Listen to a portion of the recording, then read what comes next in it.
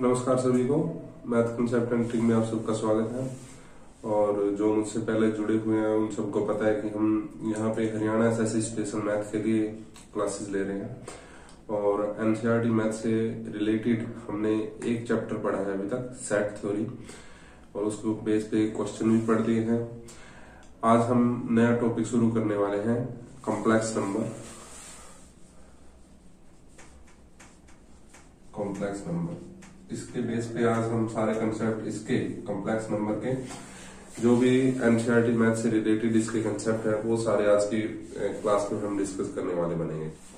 सबसे पहली बात, कॉम्प्लेक्स नंबर होता क्या है। हमने जनरली जब नंबर सीरीज पढ़ी थी, ठीक है, उसमें मैंने आपको बताया था कि नंबर्स कितने प्रकार के होते हैं। ठीक है, हमने सभी नंबर्स के बारे में पढ़ा था, जैसे नेचुरल नंबर, रियल नंबर और रेशनल नंबर, इरेशनल नंबर, इस तरह से नंबर्स के बारे में हमने पढ़ा था। तो कॉम्प्लेक्स का मतलब क्या है? मिश्रित।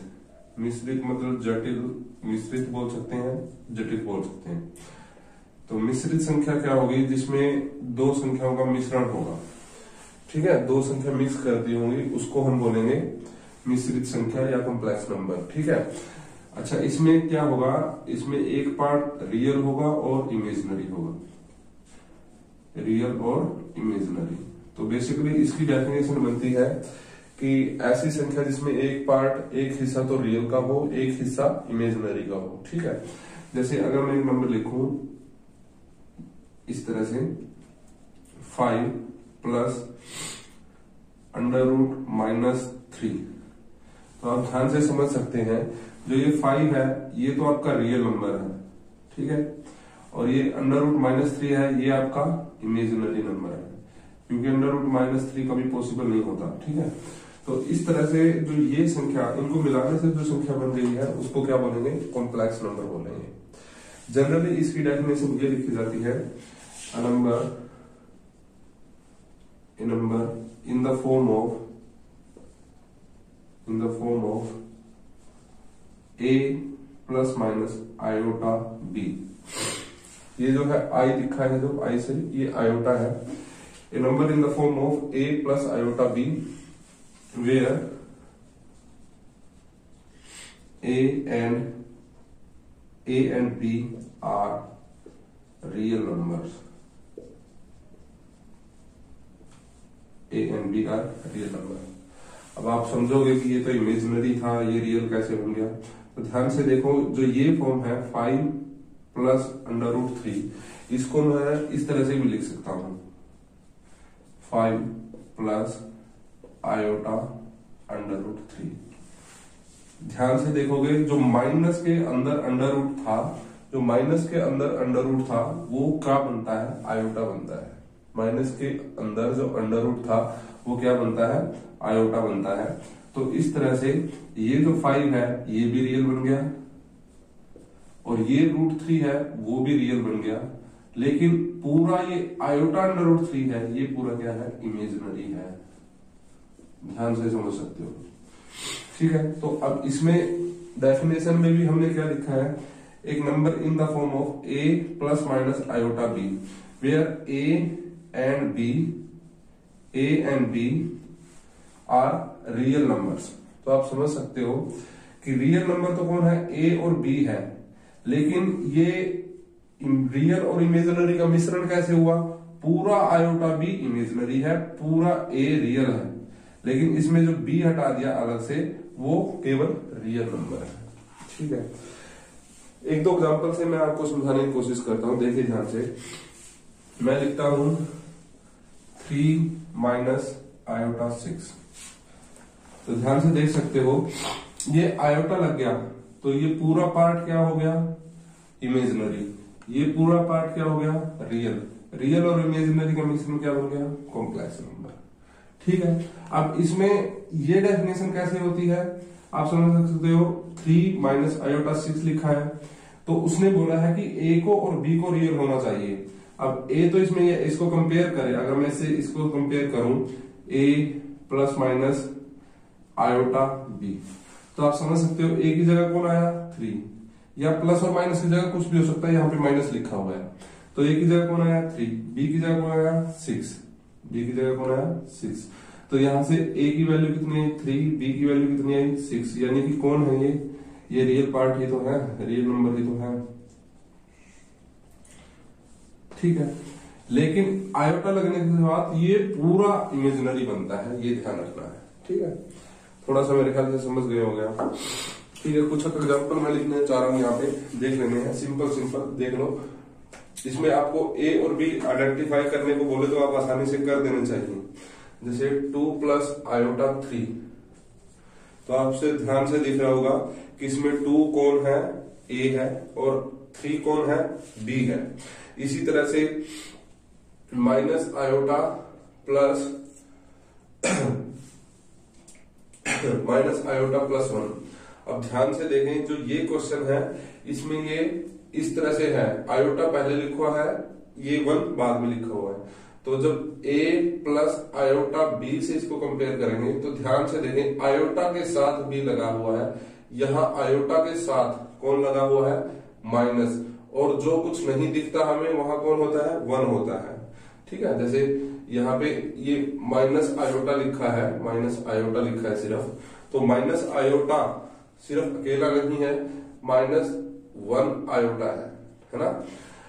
अगर माइनस आयोटा लिखा है तो यहाँ पे क्या है, -1 आयोटा।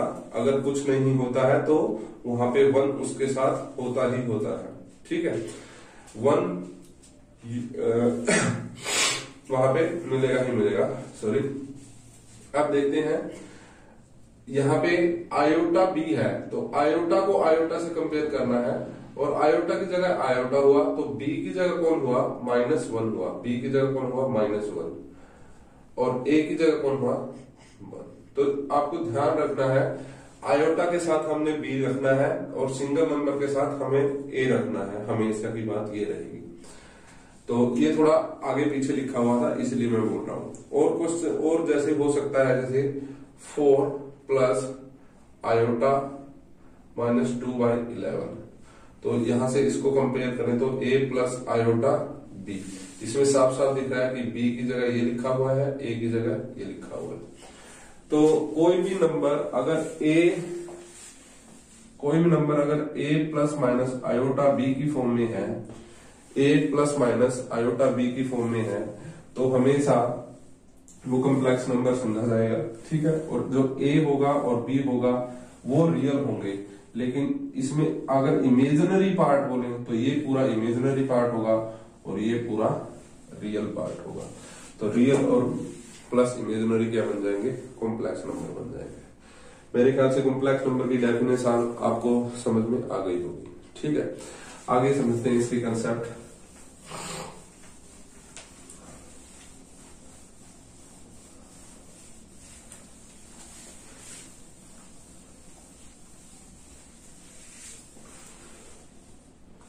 इक्वालिटी,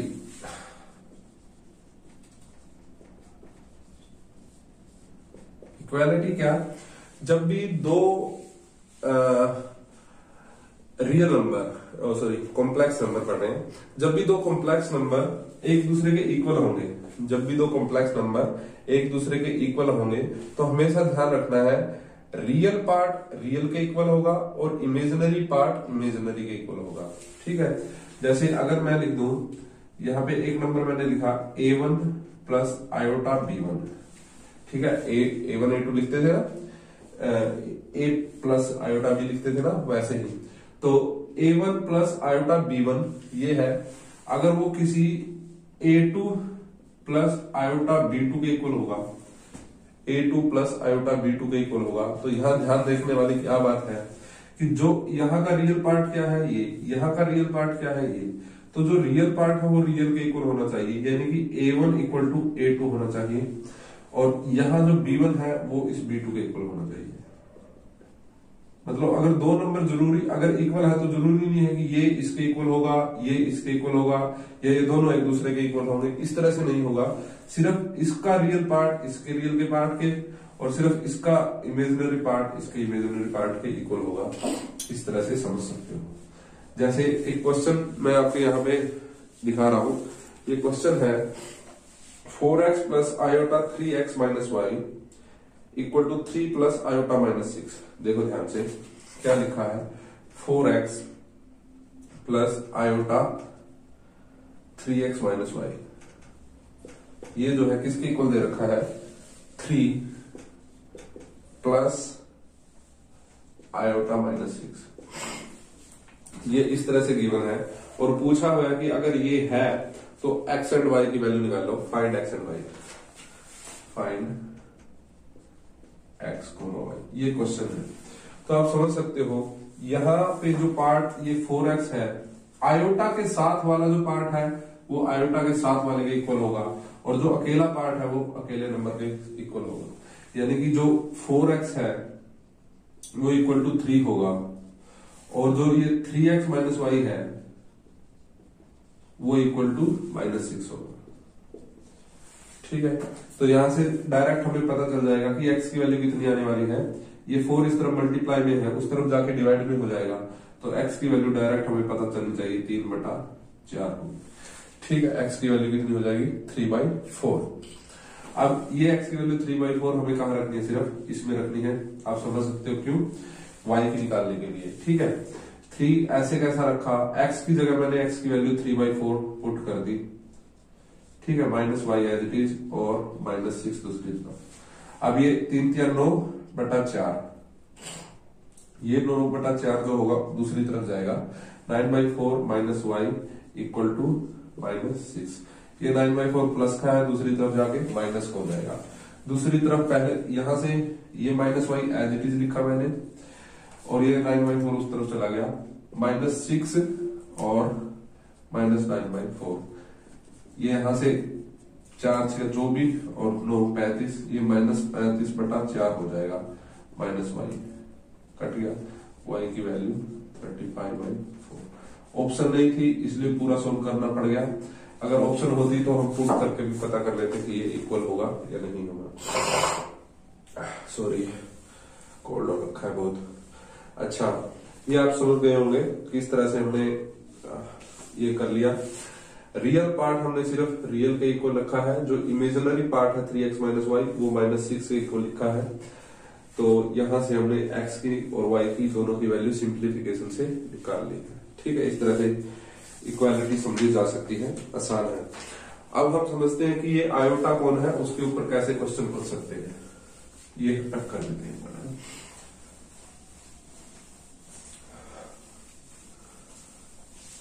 आयोटा, आयोटा, ठीक है,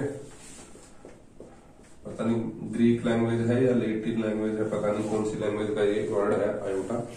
ठीक है, लेकिन इस सिंबल से दिखाते हैं और हमें ये समझना है कि ये है क्या। ठीक है, मैंने थोड़ी देर पहले जब आपको एक एग्जांपल दिया था 2 + √-3 दिया था शायद, बिल्कुल शुरू में, चलो कोई भी दिया था, तो आपको ध्यान आया होगा कि मैंने यहाँ पे 2 प्लस इस माइनस को हटा के यहाँ √ कर दिया और ये 3 कर दिया, है ना। ठीक है, तो ऐसा क्यों हुआ, ध्यान से देखें। जो आयोटा था, ये आयोटा जो था वो √ होता है -1 के, √ होता है -1 के। अगर आप समझ सकते हो कि √ में नेगेटिव वैल्यू आ जाए तो उसको निकालना पॉसिबल नहीं है। ठीक है, √ में अगर नेगेटिव वैल्यू आ जाए तो उसका सोल्व करना पॉसिबल नहीं है। क्यों नहीं है, मैं पहले भी बहुत बार बता चुका हूं। किसी का रिवर्स तभी होगा जब वो उसका फॉरवर्ड एग्जिस्ट करे। ठीक है, सिंपल सी बात है। मैं अगर बोलूं कि मुझे करनाल से वापस आना है, ठीक है, तो करनाल से वापस तभी आऊंगा ना जब मैं करनाल जाऊंगा पहले। सिंपल सी बात है। अगर मैं कहीं पे हूं, जैसे फॉर एग्जांपल मैं असंध हूं या किसी भी स्थान पे हूं, ठीक है, तो मैं उससे बोल रहा कि तू असंध है, करनाल से वापस आ जा, तो करनाल से वापस मैं तभी आ पाऊंगा जब मैं वहां पे पहुंचूंगा। ठीक है, करनाल जाऊंगा। तो अगर मैं समझू इस बात को, √ कब आता है, √ कब आता है जब वो किसी का पहले स्क्वायर हुआ होगा। जैसे अगर मैं 4 बोलूं, ठीक है, 2 का स्क्वायर था 4, 3 का स्क्वायर था 9, अब 4 का स्क्वायर था 16, ये है। अब किसी को बोले 4 का √ कर दो, तो 4 का √ पॉसिबल है क्योंकि इसका स्क्वायर था कोई 2 था, है ना। 2 का स्क्वायर था ये। अभी 9 का अंडर रूट भी पॉसिबल है, क्यों? क्योंकि 9 किसी का स्क्वायर था तो उसका अंडर रूट हो जाएगा। ये स्क्वायर जो होता है इस साइड जाके अंडर रूट बन जाता है ना, ये स्क्वायर जो होता है इस साइड जाके अंडर रूट बन जाता है, ये स्क्वायर जो होता है इस साइड जाके अंडर रूट हो जाता है। तो 16 का रूट क्यों पॉसिबल है? क्योंकि वो 4 का स्क्वायर था, समझ पा रहे हो। और 16 का अंडर रूट क्यों पॉसिबल है? क्योंकि वो 4 का स्क्वायर था। आप इस बात को मेरे ख्याल से बिल्कुल समझ गए होंगे। किसी का अंडर रूट तभी पॉसिबल है अगर वो किसी का स्क्वायर हुआ होगा, ठीक है। किसी का अंडर रूट तभी पॉसिबल है अगर वो किसी का स्क्वायर हुआ होगा। अब किसी भी नंबर का स्क्वायर करें, चाहे वो -2 का स्क्वायर करो, चाहे वो 2 का स्क्वायर करो, हमेशा वो 4 आता है, पॉजिटिव आता है। कोई भी ऐसा नंबर एग्जिस्ट नहीं करता कि उसका स्क्वायर करें, किसी एक्स का स्क्वायर करें और वो कभी नेगेटिव आ जाए, कुछ भी नेगेटिव आ जाए, ऐसा कभी भी पॉसिबल नहीं है। किसी भी नंबर एक्स का स्क्वायर करने के बाद -y नहीं आ सकता, ठीक है। लेकिन इसी तरह से हम इस बात को इस तरह से भी समझ सकते हो कि हम किसी भी -y का अंडर रूट पॉसिबल नहीं कर सकते, किसी भी -y का अंडर रूट नहीं निकाल सकते।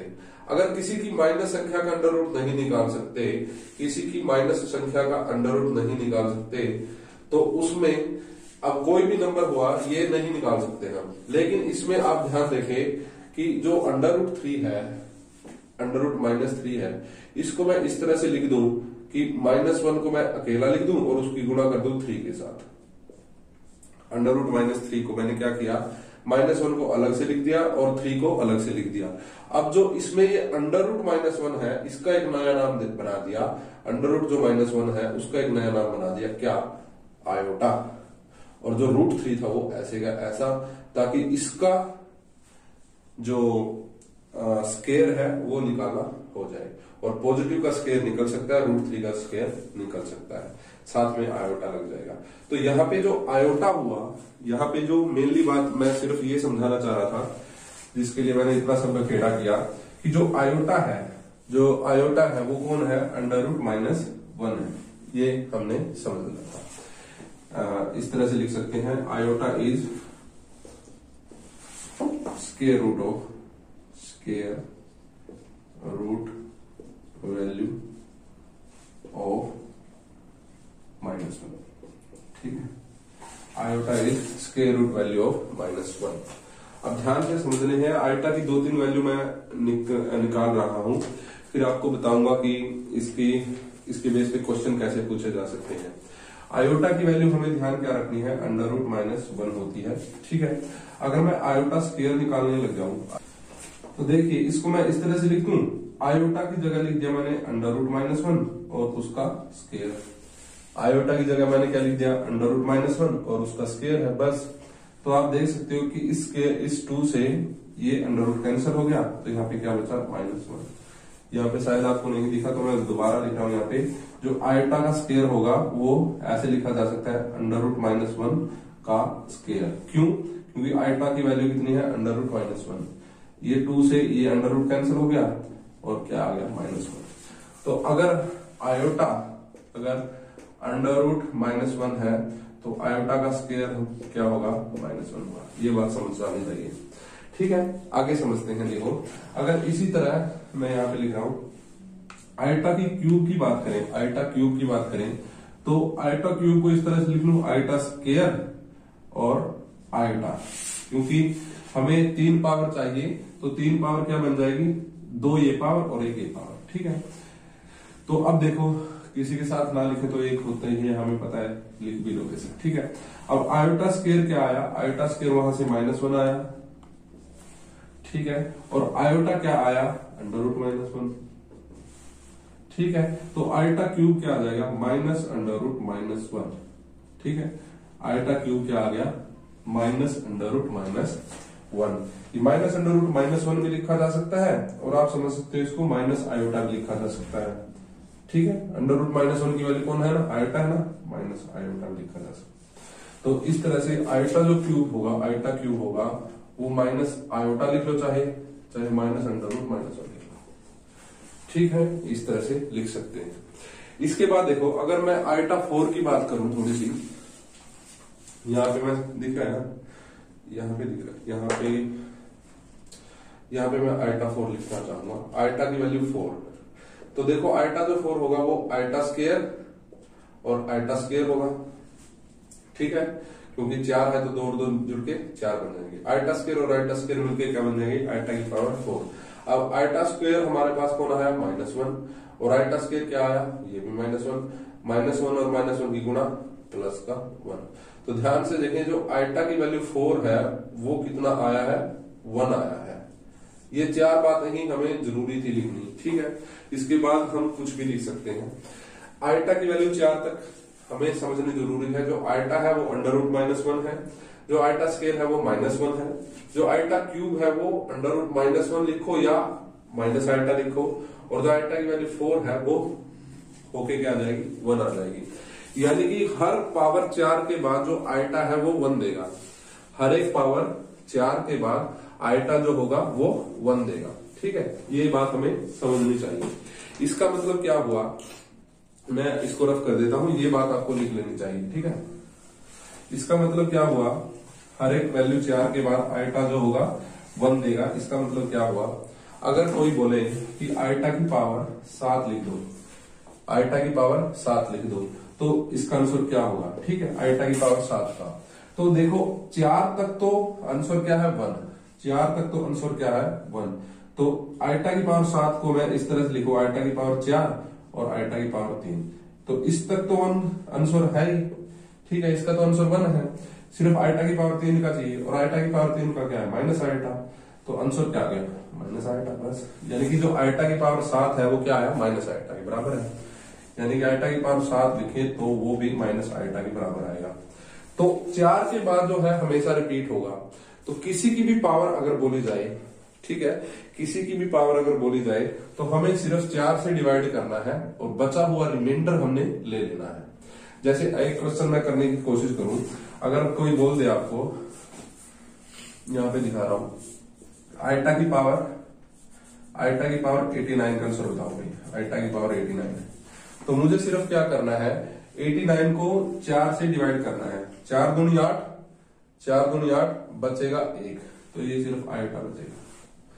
क्या समझे, देखो 89 को 4 से कर दो, 4 दूनी 8, उतारा 9, 4 दूनी 8, बचा 1, तो ये 1 बचा ना, तो आइटा की पावर 1 बचा, आइटा की पावर 1, और आइटा की पावर 1 तो यही है ना, लिखने लगाओ तो √-1 इसका आंसर, ठीक है।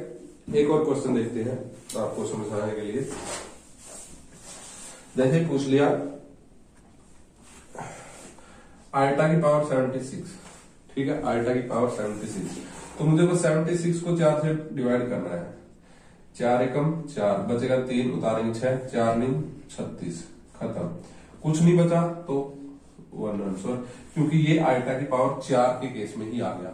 रिमाइंडर नहीं बचता है तो 1 आंसर हो जाएगा, क्योंकि 4 को 4 से डिवाइड करें तो रिमाइंडर 1 कुछ नहीं बचता, यानी कि 1 आंसर आता है, ठीक है। इसका ये हुआ कैसे आप समझ सकते हो। इसको अगर मैं लिखने लगूं, आइटा की पावर 74 को मैं इस तरह से लिख सकता हूं, आइटा की पावर 4 और सब की पावर 19, क्योंकि 19 चौक 76 वो बन जाता है। और आइटा की पावर 4 कितनी है हमें पता लग गया, वो तो 1 है, और 1 की पावर 19 करेंगे तो वो तो 1 ही आएगा। यानी कि सिंपल सी बात ये होगी, कुछ भी आइटा की पावर में अगर पूछा जाए, आइटा की पावर में कुछ भी पूछा जाए तो आपको सिंपल 4 से डिवाइड करना है। आइटा की पावर कुछ में पूछा जाए तो आपको सिर्फ 4 से डिवाइड करना है, जो रिमाइंडर आए वो आइटा की पावर में लिख देना है, ठीक है। समझ में आ गया होगा। एक मैं लाइन लिख रहा हूं, आप लिख सकते हो नोट्स अगर बना रहे हो तो।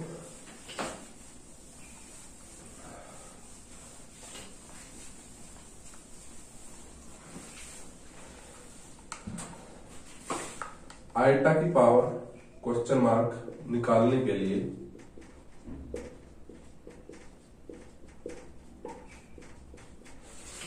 क्वेश्चन मार्क को मैं अपने तरफ से बना के लिख रहा हूं, 4 से भाग कर देते हैं,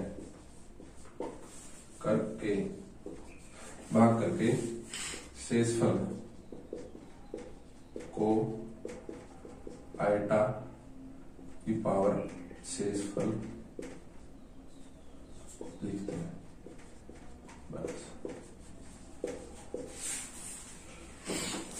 ठीक है, फिर उसकी वैल्यू निकाल देते हैं और कुछ आप मेरे ख्याल से समझ गए होंगे। इसके बाद हम आगे बढ़ते हैं। ठीक है, इसको मैं हटा देता हूं। कॉम्प्लेक्स नंबर का सिंप्लीफिकेशन ठीक वैसे ही होता है जैसे जनरल नंबर का सिंप्लीफिकेशन होता है। ठीक है, कॉम्प्लेक्स नंबर का सिंप्लीफिकेशन जो होता है जैसे जनरल नंबर का सिंप्लीफिकेशन होता है, रियल वैल्यू का सिंप्लीफिकेशन होता है, ठीक वैसे ही होता है। जैसे एक दो क्वेश्चन यहाँ पे है मेरे पास, मैं लिख रहा हूं एक क्वेश्चन। माइनस आयोटा की गुणा लिखी है 8 आयोटा के साथ, फिर उसकी गुणा लिखी है -1/2 आयोटा क्यूब के साथ, ये ऐसा लिखा हुआ है। ठीक है, तो इसको वैल्यू हमें, इसकी वैल्यू निकालनी है हमें। तो आप समझ सकते हो, ये मैं माइनस आयोटा ऐसे कैसा लिखा, ये 8 आयोटा भी ऐसे कैसा, सिर्फ मैंने इसको सोल्व किया। ये माइनस है तो माइनस की पावर 3 बार करेंगे तो माइनस ही आएगा, पहली बात। और 1/2 को लिखेंगे 1/8 और आयोटा की क्यूब हो जाएगा ये। ठीक है, अब देखो यहां से तीनों की गुणा है, यानी किस किस की गुणा है। यहाँ पे माइनस के साथ कौन लिखा हुआ है, 1, आप समझ सकते हो। जिसके साथ कोई नहीं है उसके साथ एक जरूर होता है, और वो एक परमपिता परमेश्वर होता है, सबका मालिक एक। ठीक है, ऊपर वाला भगवान वो जरूर होता है। यहाँ पे कुछ नहीं है ना, तो एक तो है ही है। ठीक है, एक -1 की 8 की और 1/8 की गुणा, तो आप समझ सकते हो ये 8, यानी कि अगर मैं इसको, ये -1 और ये माइनस की मल्टीप्लाई हो गया, प्लस ये 1 है 8, 8 एकम 8, और वो उस 8 से कट जाएगा, तो ये सब कैंसिल हो गया। देखो यहाँ आयटा की पावर 1, आयटा की पावर 1 और आयटा की पावर 3, यानी कि आयटा की पावर 5 बन गया। और आयटा की पावर 5 क्या होगा, आयटा होगा खुद, क्योंकि 4 से भाग करके आ जाएगा। आप समझ गए होंगे क्या किया है यहाँ पे। यहाँ पे 1 है, 8 है और 1/8 है, इसको ऐसे लिख लो, 1 गुणा 8 गुणा 1/8, कट गया ना सब कुछ, 1 बचा। और माइनस की मल्टीप्लाई प्लस, तो प्लस आयटा की पावर 1, आयटा की पावर 1 और आयटा की पावर 3, 3 और 1 4 और 1 5, आयटा की पावर 5 हो गई। तो आयटा की पावर 5 कितना होता है, आयटा होता है खुद। तो सिंप्लीफिकेशन सिर्फ जैसे कॉम्प्लेक्स नंबर का होता है, जैसे रियल नंबर का होता है, वैसे सिंप्लीफिकेशन है कॉम्प्लेक्स का, ज्यादा मुश्किल नहीं है। और समझते हैं इसके बारे में। एक क्वेश्चन लिखते हैं। जैसे क्वेश्चन यहाँ पे है कि सोल्व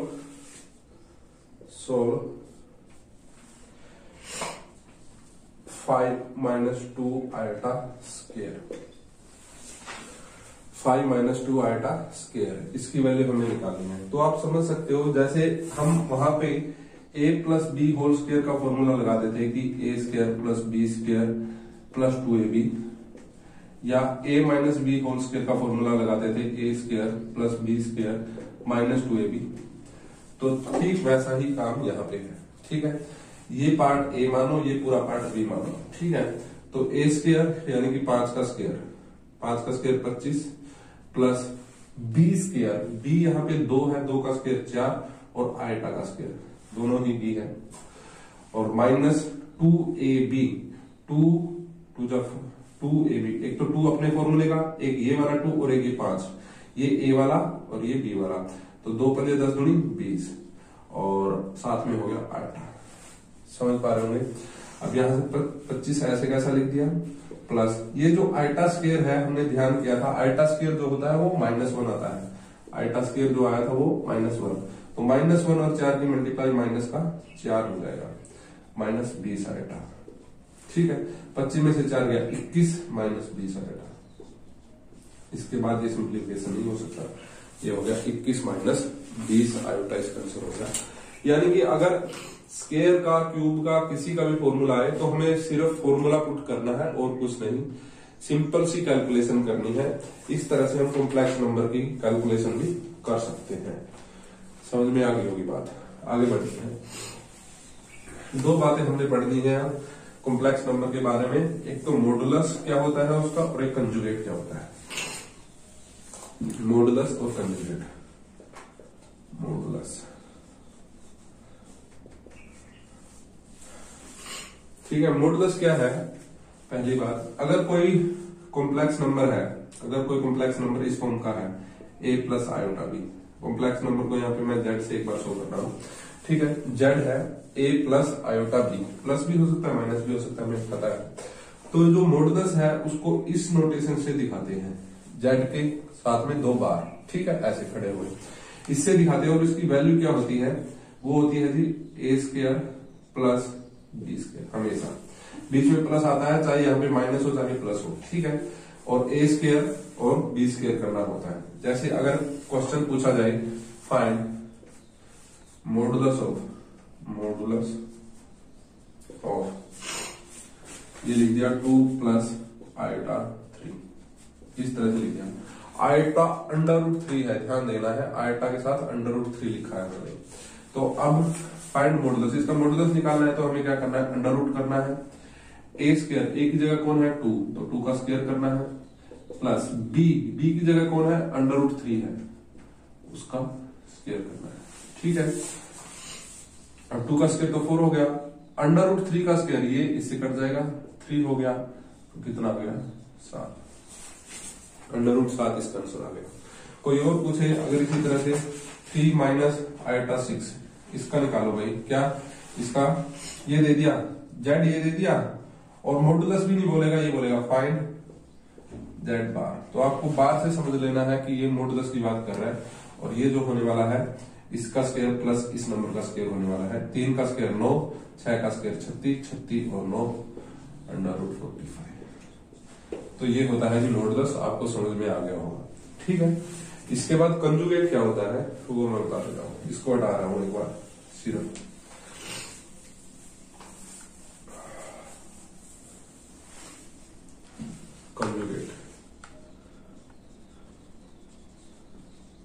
कंजुगेट क्या है, अगर कोई z a plus iota b की फॉर्म में है, अगर कोई z a plus iota b की फॉर्म में है, यहाँ पे नहीं लिखा है, अगर कोई z a plus iota b की फॉर्म में है तो z बार से उसको लिखते हैं ऊपर बार। यहाँ पे ये मॉडुलस है, 2 मोड है ये, यहाँ पे z के ऊपर बार लगा हुआ है और इससे लिखते हैं। और जो ये होगा वो सिर्फ इतना होगा कि अगर प्लस है तो बीच वाला पार्ट माइनस कर दो, ठीक है। इसी तरह से अगर कोई z a minus iota b है तो उसको प्लस कर दो, एक ही बात है ये। मतलब बीच वाले पार्ट का, बीच वाला जो हिस्सा है उसका निशान चेंज कर देना है और कुछ नहीं। बीच वाला पार्ट जो है उसका हमें वैल्यू चेंज कर देना है, सॉरी साइन चेंज कर देना है। जैसे अगर बोल दिया if z equal to 2 minus iota 3 find, इस तरह से बोलेगा फाइंड z बार, ठीक है। तो आपको ध्यान रखना है, अगर ये लिखा है तो z बार जो होगा वो 2 ऐसे कैसा, ये माइनस की जगह प्लस हो जाएगा और आयोटा 3 लग जाएगा बस, ठीक है। अगर किसी ने बोला है if z equal to 2 plus iota 3 तो फाइंड z बार, तो प्लस की जगह माइनस हो जाएगा, यानी z बार जो आएगा वो 2 माइनस आयोटा 3 आएगा, 2 माइनस आयोटा 3 आएगा। तो ये हो गया मॉडुलस और कंजुगेट। जो मॉडुलस होता है वो क्या होता है, जो इनके रियल पार्ट है उनके स्क्वायर को ऐड करके उनका अंडर रूट करना है। और कंजुगेट होता है जो बीच वाला साइन है नंबर्स के वो हम चेंज करते हैं। ध्यान देने वाली बात यहाँ पे हमेशा ये रहेगी कि जो हमेशा होगा, हमेशा जो z बार और z की गुणा, हमेशा z बार और z की गुणा, नोट करने लेने वाली बात है ये, z बार और z की गुणा हमेशा जो होगा वो z बार का स्क्वायर आएगा हमेशा, ठीक है। z बार की और z की गुणा हमेशा z मॉडुलस का स्क्वायर आएगा। ध्यान देने वाली बात ये है। एक क्वेश्चन से हम इसको प्रूव भी कर सकते हैं, एक ध्यान से लें। अगर मैं सिंपल सा एक 2 प्लस आयोटा ले लेता हूं, एक z, ये मैंने z ले लिया 2 प्लस आयोटा, ठीक है। अगर मैं z बार इसका निकाल दूं तो वो क्या आएगा, 2 माइनस आयोटा आएगा, ठीक है। दोनों की गुणा कर दूं, 2 प्लस आयोटा की और 2 माइनस आयोटा की, तो आप समझ सकते हो ए प्लस बी और ए माइनस बी, तो 2 का स्क्वायर 4 माइनस आयोटा स्क्वायर बनेगा, ये 4 माइनस आयोटा का स्क्वायर बनेगा। और यहां से जो आयोटा का स्क्वायर होता है आप समझ सकते हो, जो आयोटा का स्क्वायर होता है वो होता है -1, तो 4 ऐसे कैसा, इसका माइनस और फिर आयोटा का स्क्वायर वाला माइनस, ये माइनस माइनस प्लस हो गया, 4 + 1 5, ये आ गया ना 5। कौन आया 5? ये वाली वैल्यू 5 आ गई अगर मैंने एग्जांपल लिया तो। अब मॉडुलस क्या आएगा, 2 प्लस आयोटा का मॉडुलस, 2 प्लस आयोटा का मॉडुलस √2 का स्क्वायर 4 आयोटा, और यहां पे कौन है 1 आयोटा, तो 1 का स्क्वायर 1 5। अब ये बोला था कि जेड बार और जेड की गुणा मॉडुलस का स्क्वायर आता है, इसका स्क्वायर कर दो, आगे 5। यानी कि हमेशा ध्यान रखना है कि जेड बार की और जेड की गुणा हमेशा मॉडुलस का स्क्वायर आता है, मॉडुलस जेड का स्क्वायर आता है, ठीक है। कभी भी होगा कि जेड बार की वैल्यू दे देगा या जेड की दे देगा, इसकी पूछ लेगा या इसकी दे देगा, इन दोनों में से किसी की भी पूछ सकता है। तो आपको ध्यान रखना है मॉडुलस क्या होता है, कंजुगेट। अगर आसान क्वेश्चन पूछेगा तो इसी तरह से पूछेगा, जेड दे देगा जेड बार को बता दो, जेड दे देगा जेड ये बता दो, कंजुगेट बता दो, आप समझ सकते हो, ठीक है। इसमें एक बात हो जाएगी बस, पोलर फॉर्म, किसी भी नंबर की पोलर फॉर्म कैसे लिखते हैं, और फिर हम इसको खत्म करेंगे, इसके सारे कंसेप्ट खत्म हो जाएंगे, फिर हम प्रैक्टिस अगली क्लास में करेंगे, ठीक है। ये समझ लो आप,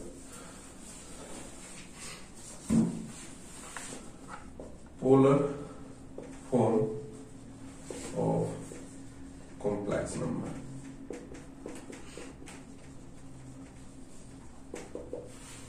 polar form of complex number, polar form क्या है ये देखने वाली बात है।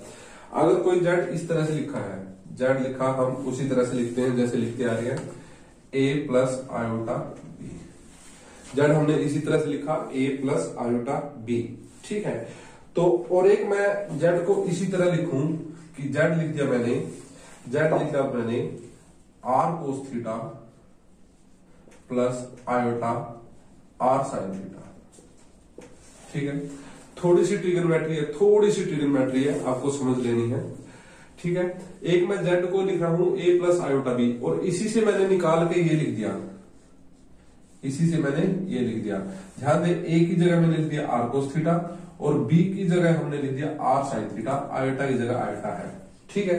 a की जगह मैंने क्या लिखा, r कोस थीटा लिखा है, और b की जगह मैंने क्या लिखा है, r साइन थीटा लिखा है, ठीक है। ये r कौन है, वही r को हम वो भी लिख सकते हैं z का मॉडुलस, यहाँ पे जो r है वो क्या है, z मॉडुलस, ठीक है।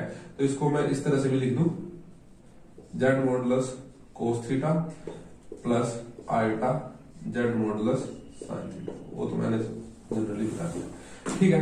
तो इस तरह से लिखना किसी भी z को, वो क्या होगी, उसकी पोलर फॉर्म होगी, पोलर फॉर्म, ठीक है। ये जनरल फॉर्म है जेड की, a plus iota b। Polar form क्या है, Z modulus cos theta plus iota Z modulus sine theta. अब जो ये थीटा है ना, ये जो थीटा है उसको बोला जाता है आर्ग्यूमेंट। थीटा को क्या बोला जाता है, आर्ग्यूमेंट। स्पेलिंग बतानी चाहिए कि आर्ग्यूमेंट कहीं बहाने वाली स्पेलिंग ना हो जाए, बस आपको ध्यान रखना है कि आर्ग्यूमेंट, इसकी थीटा को क्या लिखते हैं, आर्ग्यूमेंट लिखते हैं, ठीक है। और जो यहाँ पे ध्यान देने वाली बात है, जो ये आर्ग्यूमेंट है, जो ये थीटा है वो क्या है, देख लें। जो r कोस थीटा आपने देखा a के इक्वल, यानी कि r cos theta equal to a, sorry r cos theta, दोबारा लिखा हूं, जो r कोस थीटा यहाँ पे है, या फिर मॉडुलस z कोस थीटा है, मॉडुलस z कोस थीटा है, चाहे r कोस थीटा हो चाहे मॉडुलस z कोस थीटा हो, वो किसके इक्वल है, a के। तो यहां से कोस थीटा किसके इक्वल आना चाहिए, a बटा मॉडुलस z, ठीक है। लेकिन हमें चाहिए थीटा, तो थीटा क्या आएगा, ये कोस इस तरफ चला जाए, कोस उल्टा हो जाए, कोस इनवर्स हो जाए, और a प्लस √z। थोड़ी सी देर में हम समझेंगे कि ये क्या है, थोड़ी सी देर हो जाओ, ठीक है। अब देखो इसी तरह से b की जगह कौन आया, z साइन थीटा, तो हम ये भी लिख सकते हैं मॉडुलस z साइन थीटा क्या आया, b, ठीक है, तो साइन थीटा क्या आ जाना चाहिए, ये मॉडुलस जेड इस तरफ गुणा में है, इस तरफ जाके डिवाइड में, बी बटा मॉडुलस जेड आ जाना चाहिए। ठीक है, तो थीटा क्या आ जाना चाहिए इस तरह से, साइन उस तरफ चला जाए, साइन इनवर्स हो जाए और साथ में B divide by modulus Z हो जाए। ठीक है, B divided by modulus Z हो जाए। आप इस तरह से समझ सकते हो। यानी कि इसमें कोई भी नंबर अगर a प्लस आयोटा बी है तो मॉडुलस जेड कोस थीटा और मॉडुलस जेड साइन थीटा लिखना है, उसकी कौन सी फॉर्म होगी, वो उसकी पोलर फॉर्म होगी। ठीक है, अगर थीटा हमें निकालना पड़ेगा, इसमें दो बातें निकालनी पड़ेगी, जेड और थीटा। जेड तो हमें आसानी से मिल जाएगा, जेड तो क्या है, जेड तो इसका हमने पढ़ा था, जेड का जो मॉडुलस होता है वो तो क्या है, ए स्क्वायर प्लस बी स्क्वायर, अभी थोड़ी देर पहले पढ़ के आया मॉडुलस, ये तो हमें मिल जाएगा। लेकिन ये जो थीटा निकाला है उसमें हमें प्रॉब्लम होने वाली है, क्योंकि उसके लिए हमें ट्रिग्नोमेट्रिक समझ में आनी चाहिए। लेकिन कई बार ऑप्शन इसी तरह होता है कि थीटा तो सब में सेम होता है, बस ये जेड ही नहीं समझ में आता कि ये क्या है जेड, और अगर ये जेड हम समझ गए तो हमें जेड को कंपेयर करना है, बाकी सब तो हो ही जाएगा। कैसे, मैं समझा रहा हूं आपको, एक मिनट रुक जाओ। आपने नोट कर लेना चाहिए कि कोई भी नंबर अगर a प्लस आयोटा बी की फॉर्म में हो तो r cos theta plus iota r sine theta, ये जो फॉर्म होगी, r जो लिखा जाता है वो मॉडुलस जेड लिखा जाता है, यानी मॉडुलस जेड कोस थीटा और modulus Z iota sine theta, इस तरह की फॉर्म जो होगी वो पोलर फॉर्म कहलाएगी। अगर ये जेड है तो ये इसकी पोलर फॉर्म है।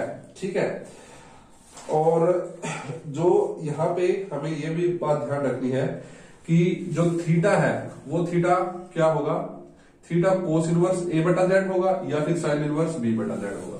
जो थीटा होगा या तो कोस इनवर्स ए बटा जेड होगा या फिर साइन इनवर्स बी बटा जेड होगा। ठीक है, मैं एक क्वेश्चन करवा रहा हूं तुमको इसी के ऊपर बेस, इसको मैं रफ कर दे रहा हूं एक बार।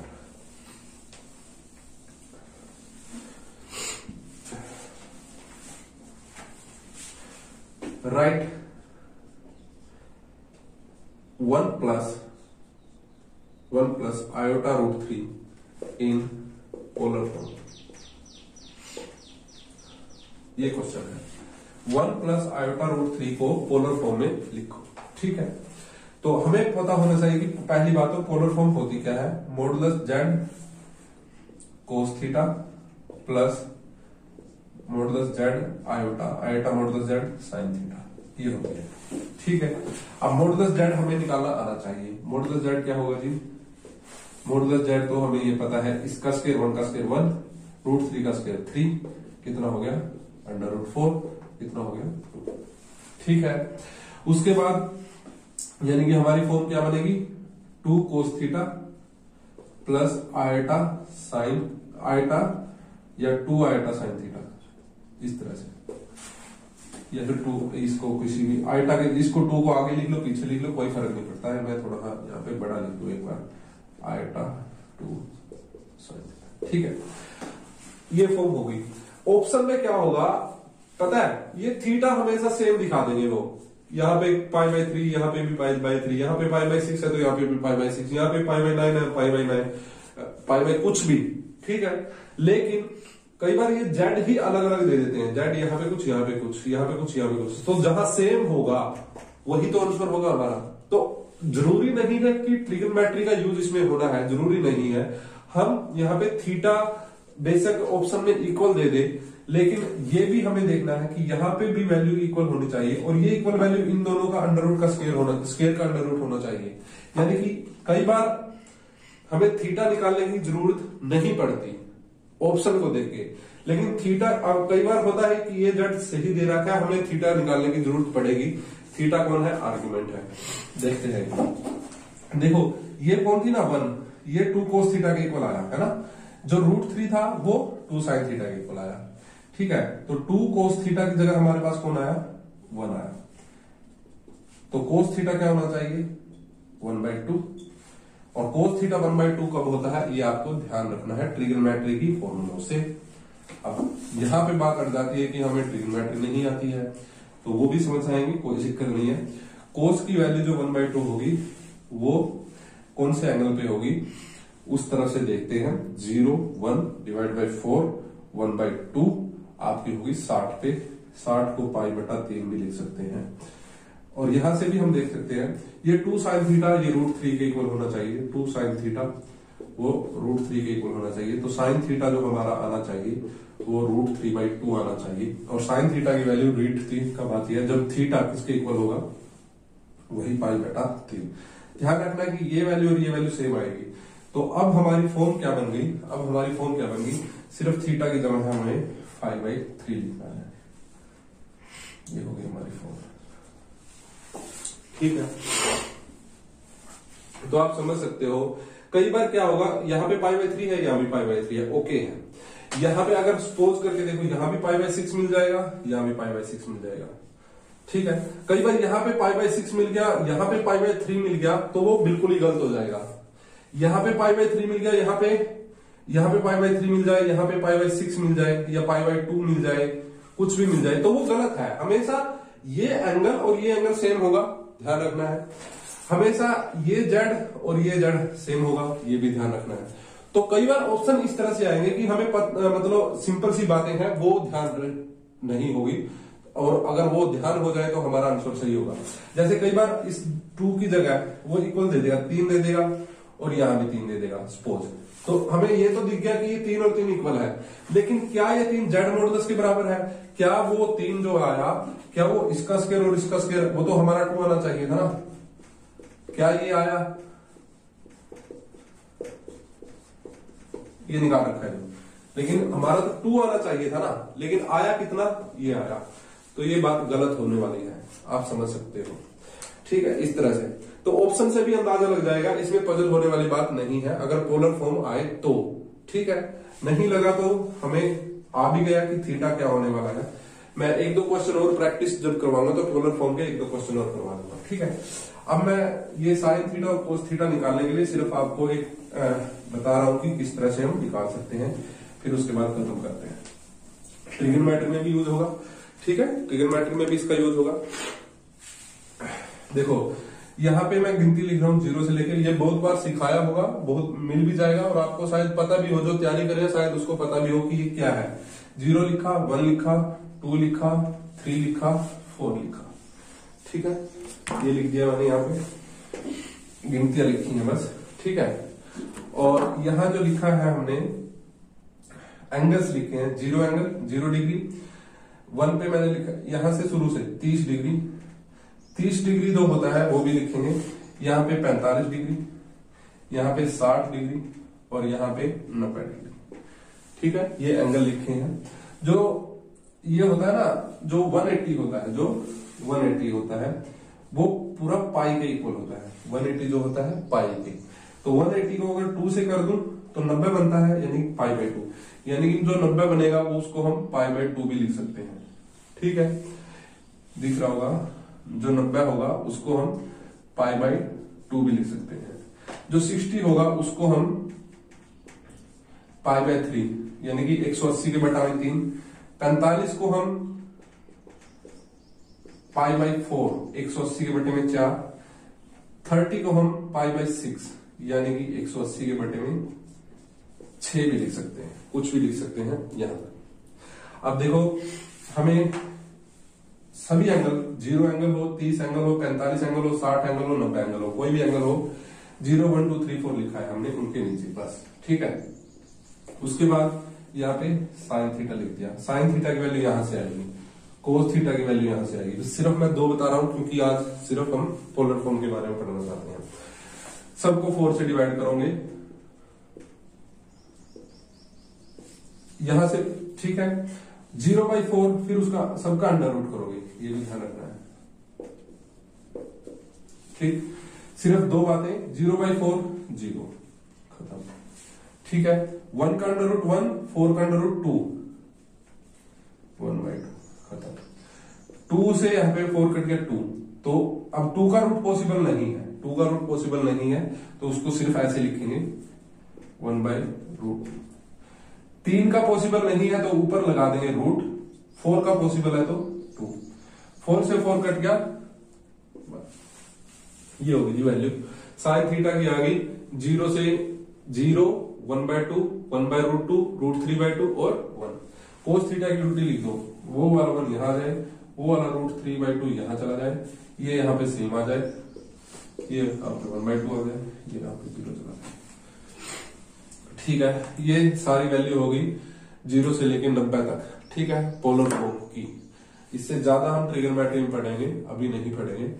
तो कॉम्प्लेक्स नंबर के बारे में हमने सारा डिस्कस कर लिया है कि कॉम्प्लेक्स नंबर होता क्या है। ठीक है, उसके बाद हमने आयोटा के बारे में डिस्कस किया कि आयोटा क्या होता है। ठीक है, आयोटा की वैल्यू कैसे निकालते हैं, कॉम्प्लेक्स नंबर का सिंप्लीफिकेशन कैसे करते हैं। ठीक है, उसके बाद हमने पढ़ा कि कॉम्प्लेक्स नंबर का मॉडुलस क्या होता है, कंजुगेट क्या होता है और उनके बीच में रिलेशन क्या होता है। हमने पता है कि एक नंबर जो जेड है और जो जेड का कंजुगेट है, यानी कि जेड के ऊपर डैश है, वो जेड के दोनों बार के स्क्वायर के इक्वल आता है। ठीक है, ये हमने पढ़ा है, उनके बीच में रिलेशन। इसके बाद हमने ये भी डिस्कस किया कि पोलर फॉर्म कैसे निकालते हैं किसी भी जेड की।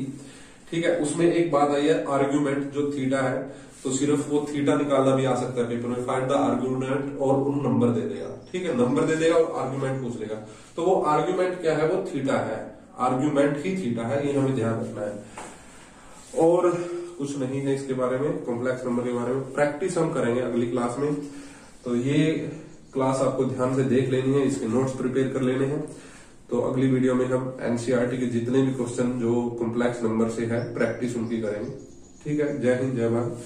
मिलते हैं अगली क्लास में। अगर काम अच्छा लग रहा है तो दूसरे लोगों तक पहुंचाइए, शेयर करिए। ठीक है, और अगर बिना सब्सक्राइब किए अगर देख रहे हो तो वो गलत बात है। पहले सब्सक्राइब करिए और फिर देखिए, मजा आएगा थोड़ा सा, मुझे भी और आपको भी। ठीक है, थैंक यू, जय हिंद, जय भारत।